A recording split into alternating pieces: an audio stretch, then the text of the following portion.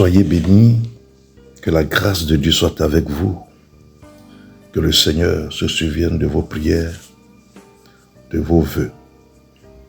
Bien-aimés en Christ, nous allons prendre la Bible et nous allons lire dans le livre de Jean.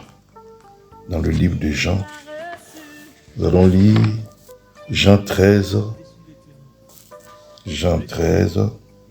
versets 34 à 35. Jean 13, versets 34 à 35. Je lis la parole de Dieu avec respect, amour et considération et crainte. Jean 13, versets 34 à 35. Je vous donne un commandement nouveau. Aimez-vous les uns les autres comme je vous ai aimé. Vous aussi, aimez-vous les uns les autres.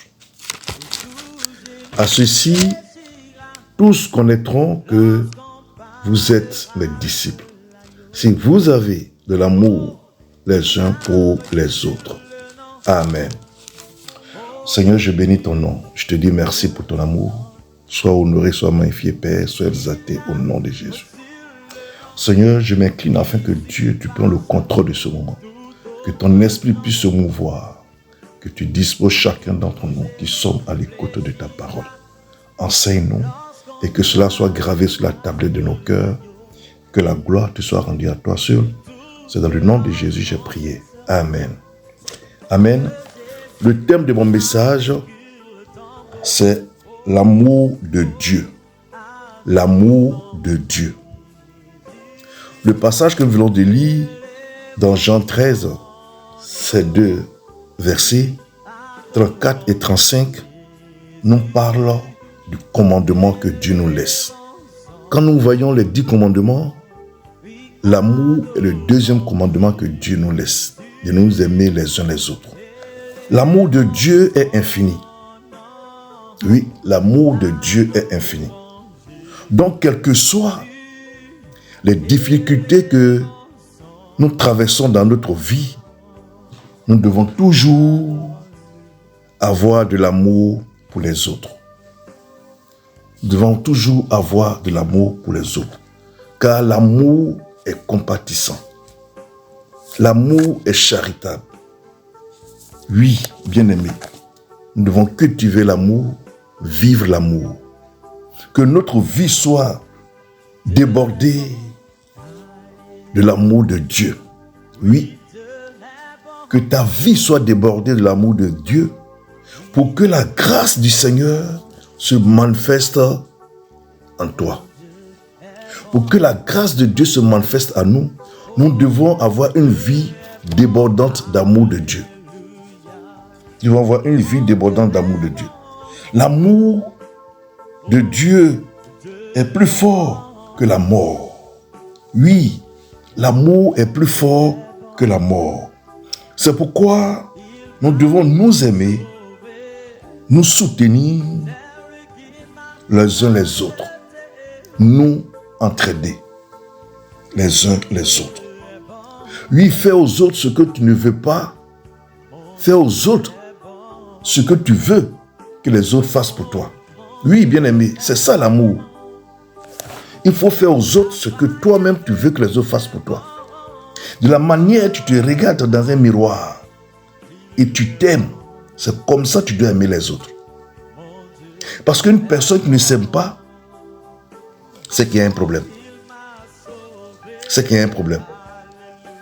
Parce que toute personne s'aime. Alors si tu t'aimes de la manière dont toi-même tu t'aimes, cet amour que tu te donnes à toi, c'est cet amour-là que tu dois donner aux autres. Oui, il faut faire aux autres ce que tu veux que les autres te fassent. C'est très important. Vous voyez, le Seigneur Jésus sur terre a enseigné l'amour. A enseigné l'amour. Les paroles de Jésus sont des paroles de paix, de vie et d'amour. L'amour apporte la lumière, la justice, la vie divine. Lorsque vous cultivez l'amour, vous avez le dessus sur tous vos ennemis. Vous avez le dessus et la victoire. Et tout plan de l'ennemi ne peut pas vous atteindre. Parce que le Seigneur vous protège contre les attaques. Le Seigneur vous protège contre les difficultés. Oui, l'amour est justice. L'amour est justice. Psaume 107, versets 19 à 21. Proverbe 12, verset 18. Jésus a durant tout son ministère adressé les paroles de lumière et d'amour. Durant tout son ministère, l'amour que le Seigneur a dressé. Et nous avons toujours besoin d'un esprit bien disposé pour mieux marcher dans la voie du Seigneur. Oui, je le répète, nous avons toujours besoin d'un esprit bien disposé pour mieux marcher dans la voie du Seigneur. Si ton esprit n'est pas bien disposé, tu ne peux pas marcher dans la voie du Seigneur. Tu ne peux pas mettre en pratique. Tu ne peux pas cultiver l'amour. Tu ne peux pas cultiver l'amour. Toute personne qui ne cultive pas l'amour ne peut pas recevoir de Dieu. Aujourd'hui, nous avons tous remarqué que beaucoup ont un souci. Beaucoup ont un souci. Oui, bien-aimé, quel amour trouve-t-on chez les chrétiens d'aujourd'hui? La question que je pose, quel amour trouve-t-on chez les chrétiens d'aujourd'hui? Quel amour? Ça n'existe plus. Il n'y a plus d'amour chez les chrétiens d'aujourd'hui. J'ai tellement de témoignages dans ce sens. Vous êtes des chrétiens, vous avez des gouvernantes chez vous, des femmes à la maison qui s'occupent de vous, qui vous font à manger, qui s'occupent de vos enfants, et vous n'avez aucun amour pour ces personnes. Mais ces personnes peuvent vous empoisonner. Ces personnes peuvent livrer vos enfants. Ces personnes-là peuvent vous faire du mal. Il y a eu des moments, ça traînait sur les réseaux sociaux.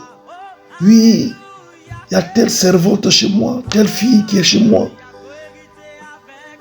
a couché avec mon mari. Il y a eu des rapports intimes avec mon mari.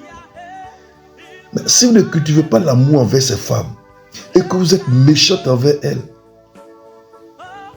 comment des femmes pouvaient donner vos dessous, vos culottes à une autre femme pour laver parce qu'elle travaille chez vous? Pour combien? Pour 30 000 francs CFA? Pour 50 €? Quelle méchanceté! Vous êtes incapable de faire à manger pour vos maris, vous êtes incapable de dresser votre lit. Et c'est d'autres personnes qui vont faire ça pour vous.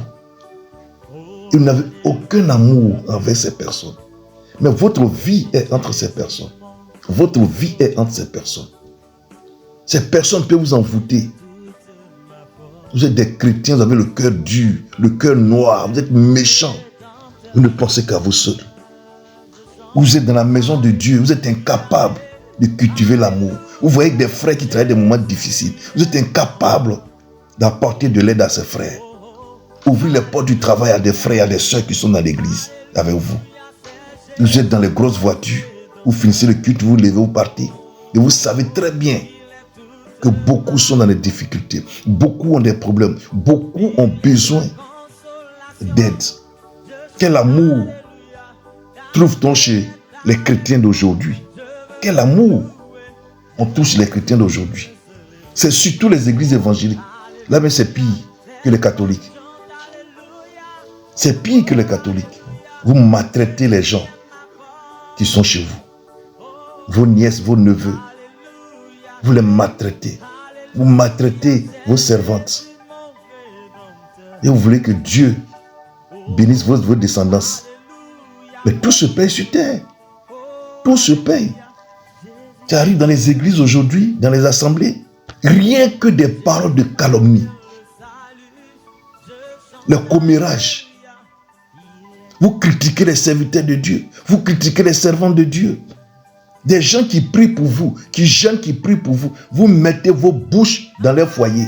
vous les critiquez, vous racontez n'importe quoi, des faussetés sur ces personnes.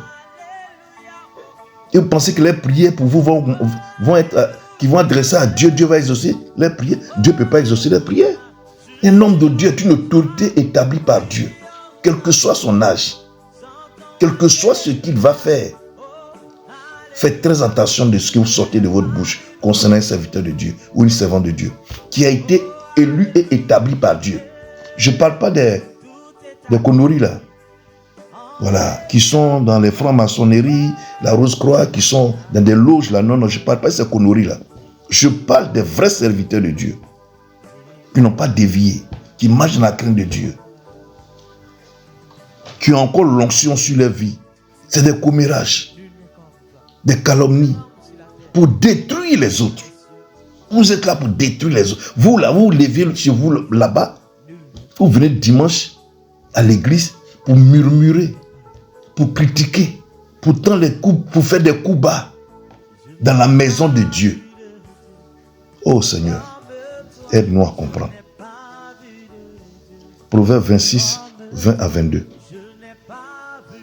Vous êtes quel genre de chrétien aujourd'hui?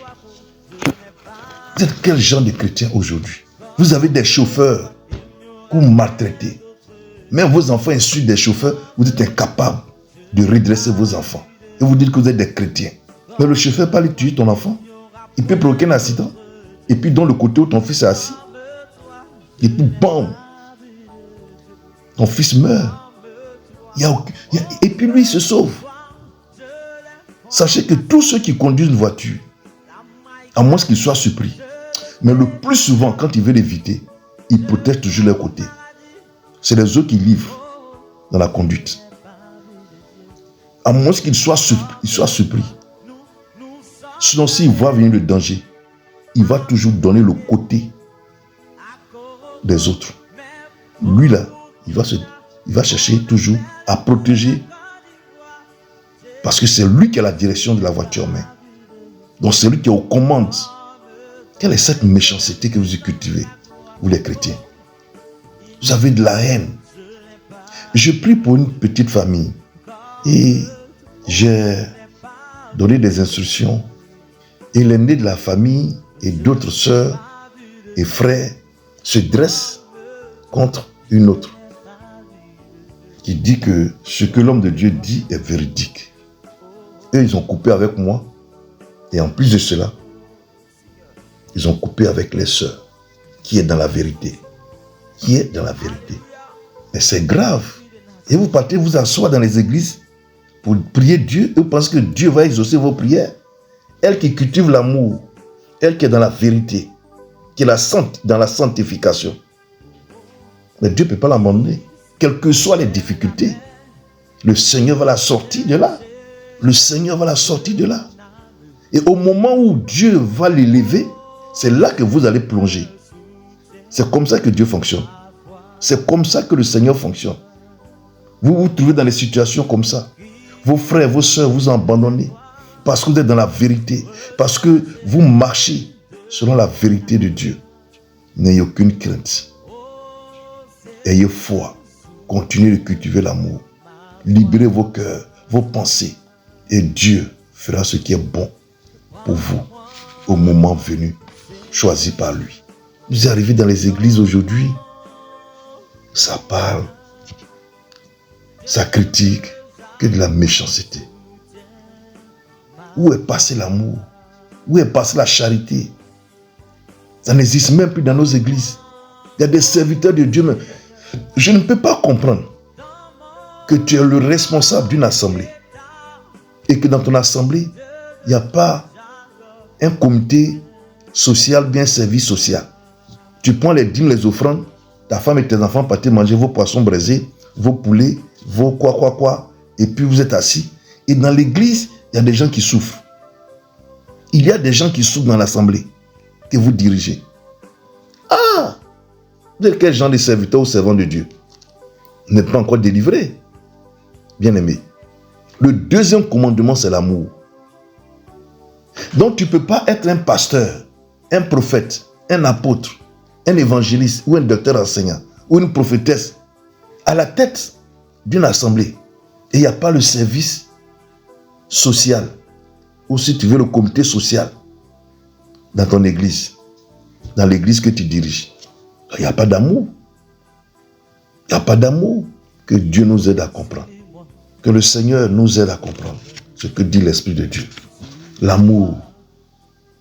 Oh Seigneur, rien que l'amour nous domine dans notre vie. Que nous menons une vie d'amour, car l'amour est charitable. L'amour est compatissante. N'avez même pas de compassion pour les autres. N'avez même pas de compassion pour les autres.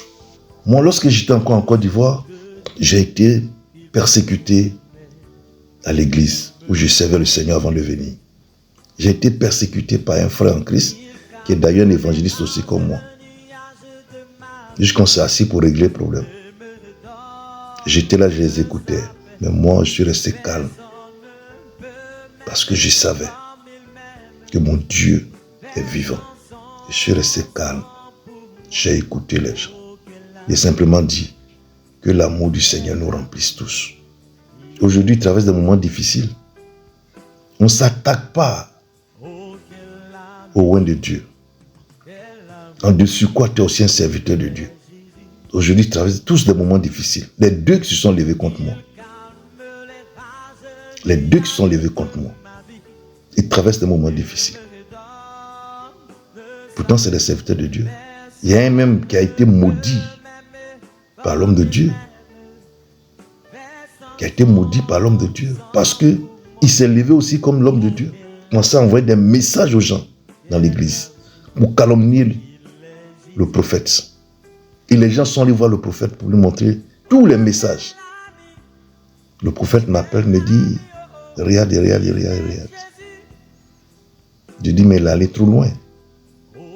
Il faut l'exposer. On ne protège pas ce genre de personnes, ce genre de collaborateurs. Il faut l'exposer. Le prophète, dans sa colère, il a maudit le gars. Quand je suis venu en Europe, un jour le prophète m'appelle pour me dire que ce frère passé par un autre frère de l'église, je crois le président des hommes, parce qu'il voulait aller présenter ses excuses, demander pardon au Seigneur, au prophète.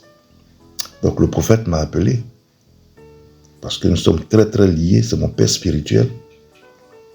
Au jour d'aujourd'hui, il y a des décisions dans l'église là-bas où il m'appelle pour avoir mon point de vue. Je suis considéré toujours comme la troisième personnalité de son église, jusqu'au jour d'aujourd'hui. Jusqu'au jour d'aujourd'hui, où je vous parle. Et je lui ai dit, c'est vrai, il faut pardonner. S'il envoie des gens, il faut pardonner. Accepte de les recevoir. Mais qu'il ne mette plus les pieds à l'église là-bas. Et si il veut revenir, ne s'assoit plus à l'hôtel. Il ne fait plus partie du corps pastoral. Il vient, il s'assoit dans la foule comme tout le monde. Et c'est ce qui s'est passé. Où mettons-nous l'amour de Dieu? C'est le deuxième commandement. Qui est le deuxième commandement. Quelle méchanceté, quelle cruauté. On ne peut pas être des chrétiens et puis tu finis ton culte. Tu sais que le frère ou la sœur habite dans le même quartier que toi. Tu as ta voiture. Il y a de la place dans ta voiture. Et tu es incapable de dire à ce frère ou à cette sœur, est-ce que tu vas à la maison maintenant? Parce que moi, je vais à la maison. Tu peux prendre ce frère ou cette sœur, déposer chez elle ou à un carrefour qui va lui permettre de marcher peut-être 20 mètres et rentrer chez soi. Mais non, vous prenez vos voitures, partez. Même il y a des hommes de Dieu qui prient pour vous, qui sont dans l'église. Des collaborateurs, des hommes de Dieu, certains hommes de Dieu qui prient pour vous, qui ne sont pas encore véhiculés. Vous démarrez vos voitures, partez. Vous démarrez, vous partez. Mais c'est quoi? C'est quel comportement ça? Quel est ce comportement? Et ça, le plus souvent, c'est dans les pays francophones qu'on voit ça. Le diable est tellement assis dans les pays francophones qu'il n'a aucune valeur. Aucune valeur. Il n'y a aucune valeur dans leur regard envers les serviteurs de Dieu qui prient pour eux. Aucune importance dans leur regard. Vous voyez mal vos serviteurs et les servantes de Dieu. Mais c'est Dieu qui les a choisis. Dans les pays anglophones, c'est avec respect, avec considération. D'autres même si à peine ne veulent pas se coucher à même le sol pour saluer l'homme de Dieu. Non, c'est la crainte de Dieu, c'est tout. C'est pas parce qu'ils adorent ces hommes de Dieu, mais c'est parce qu'ils savent que c'est l'autorité qui est là. C'est une bouche autorisée. Dieu l'a établi. Donc, ils voient en cet homme de Dieu, Dieu lui-même. Ils voient en cet homme de Dieu, le ministre de Dieu, l'ambassadeur de Dieu sur terre. Quand vous voyez les ministres des gouvernements, là vous prosternez, vous faites ceci. Mais les hommes de Dieu, vous les critiquez. Dans vos salons, même des fois dans l'église. Bien-aimés, cultivez l'amour. Cultivez l'amour. C'est en cela que la grâce de Dieu va se déverser sur vous. Oui. C'est en cela que la grâce de Dieu va se déverser sur vous. Prenez conscience. Ressaisissez-vous. Repentez-vous. Demandez au Saint-Esprit de vous aider à cultiver l'amour. Méditez beaucoup la parole de Dieu. Et le Seigneur va se manifester. Dieu est amour. Et celui qui demeure en Christ, le Christ demeure en lui. Lorsque tu t'attaches à Dieu dans l'obéissance, il accomplit sa promesse dans ta vie. Lorsque tu t'attaches à Dieu, que tu cultives l'amour, tu manifestes l'amour, Dieu te donne les choses que tu ne mérites pas. Des choses que tu ne mérites pas. Parce que tu l'aimes et l'obéis de tout ton être. C'est ça. Quand tu cultives l'amour, c'est que tu aimes Dieu lui-même. Parce que si tu ne cultives pas l'amour, c'est que tu n'aimes pas Dieu. Parce que Dieu est amour. Cela est très important. Cela est très, très, très important. Cultivez l'amour. Vous allez voir que ce que Dieu va faire dans vos vies. Vous allez voir la puissance de Dieu dans vos vies. Vous allez voir la manifestation de la gloire de Dieu dans vos vies. L'amour, rien que l'amour. Oui, c'est très important que Dieu nous aide. Que sa main soit sur nous. Que sa main soit sur nous. Que sa main soit sur nous. L'amour manifesté en Jésus-Christ. Oui, cela est très important, bien-aimé. L'amour de Dieu. Que Dieu vous aide à comprendre ce que dit l'Esprit de Dieu. Cultivez l'amour, manifestez l'amour, vivez l'amour, marchez dans la voie de Dieu. Marchez dans la voie de Dieu. Et vous allez voir comment Dieu va agir dans votre vie. Quand vous cultivez l'amour, vous avez une grande protection divine. Rien ne manque dans votre maison. L'huile, la farine ne manque point. Le Seigneur combat pour vous dans le secret. Il vous apporte ce que vous ne méritez pas. Il ouvre les portes de l'administration dans vos vies. Tout ce que vous voulez faire, les portes s'ouvrent. Dieu incline les cœurs des uns et des autres en votre faveur et en faveur de vos enfants. Lorsque vous manifestez l'amour. Depuis, j'ai mis les pieds en Europe, précisément en France où je vis, avec ma famille. Chaque mois, je dis bien chaque mois, mon épouse prend la dîme de son salaire. Moi, je complète. Et on va faire les courses dans les supermarchés. Je prends la voiture. On va acheter des vivres. On va acheter la nourriture. Tout ce qu'il faut. On va en acheter plein. On met dans le coffre. Dans des sacs. Puis on met dans le coffre. On prend une partie. On va au resto du cœur. On donne. L'autre partie, quand on était à Paris, pendant près de 12 ans, on va dans tous les métros, les gens sans abri, et on leur distribue. Des fois, je m'assois à côté d'eux, je pense à parler avec eux. C'est vrai, c'est des gens qui ne se lavent pas, qui sont sales. Mais je m'assois, je suis assis à côté, je parle. Je discute avec ceux qui sont réceptifs. D'autres, je leur donne à manger, mais ils me parlent mal. Et je dis que le Seigneur vous bénisse. Vous comprenez? J'ai cultivé cet amour-là. Jusqu'à ce qu'on arrive à Strasbourg, ça fait 3 ans. 2025, ça fait 3 ans que nous sommes à Strasbourg. Et nous continuons de faire ça. Je vais au resto du cœur, je donne dans les villes, aux alentours de Strasbourg, ici dans la ville de Strasbourg, tous les endroits de resto du cœur, chaque mois, on s'en va. Et on va à la gare de Strasbourg, à la gare de train de Strasbourg. Les gens sont là-bas, je distribue. Une est venu connu, je me lève, je m'en vais. C'est ça. Vous êtes là.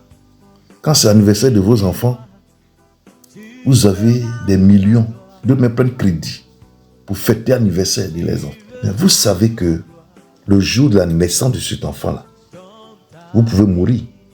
Vous pouvez rester sur le lit d'hôpital. Et vous et l'enfant, ou cet enfant pouvait mourir et puis vous vivre. Alors, le jour de l'anniversaire de vos enfants, là, le jour de la naissance de vos enfants, là, vous les chrétiens et chrétiennes, si vous étiez consciencieux et intelligents, parce que je pense que vous êtes un peu bêtes, ou c'est par ignorance, le jour de la naissance de votre fils, la date de la naissance de votre fils ou de votre fille, vous devez faire une offrande de reconnaissance à Dieu. Prendre de l'argent, une grosse somme, mettre dans une enveloppe, aller donner à Dieu. Aller vers l'homme de Dieu, la servante de Dieu.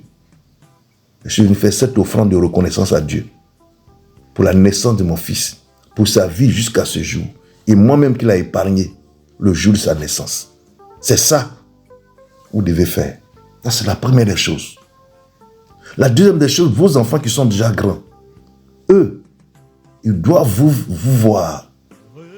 Vous mettez l'argent, vous prenez une somme. Et ensemble, partez faire une offrande à Dieu. Et lui-même, là, il doit vous bénir. Parce que si aujourd'hui, il a 20 ans, il a 25 ans, il travaille. Il a 19 ans, il fait des activités, qu'il a l'argent. Il doit venir vous bénir. Vous dire merci, maman, pour ma vie. Parce que tu pouvais mourir à l'hôpital le jour de ma naissance. Maintenant, vous prenez vous louez les salles, plein de choses. Mais cet enfant-là, quand tu as fini de fêter ton anniversaire, et que Dieu l'enlève le même jour, tu fais quoi? Que Dieu est méchant. Tu vas dire quoi? C'est lui qui tient le souffle de vie. Il peut ôter la vie de ton enfant. Et puis l'affaire ne va pas quelque part. Ayez de l'amour les uns les autres. Vivez l'amour. Vous allez voir que le Seigneur va se manifester dans votre vie. Soyez reconnaissants envers Dieu. Car nous avons un Dieu d'amour. Et son amour est infiniment grand. Indescriptible. Que Dieu vous bénisse. Que sa main soit sur vous.